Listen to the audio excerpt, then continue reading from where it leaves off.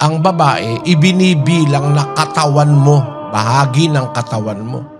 Meron ba naman taong ang asawa mo, bubugbugin mo ng bubugbugin?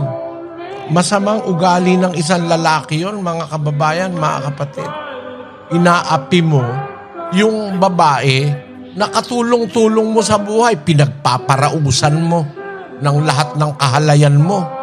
Ginagawa mong sex slave kuminsan. Tapos ginagawa mo pang alila, tagalinis ng bahay mo. Tapos ginagawa mo pa na tagapag-alaga ng anak mo. No? Ginagawa mo pang labandera.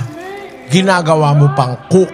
Lahat na ginagawa ng babae, tapos ang mapapala, susuntukin mo at tatadyakan mo. Napakawalang yan lalaki ng ganyan lalaki.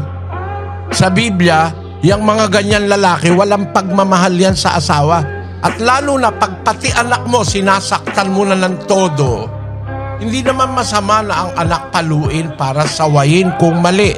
Pero yun ba, bubugbugin mo na ang anak mo, sasaktan mo na ng sasaktan, masama ng ugali ng isang lalaki yon, mga kababayan.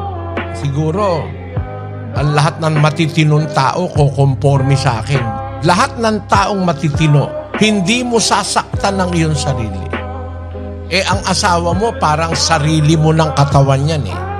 Kaya bawal yan na saktan.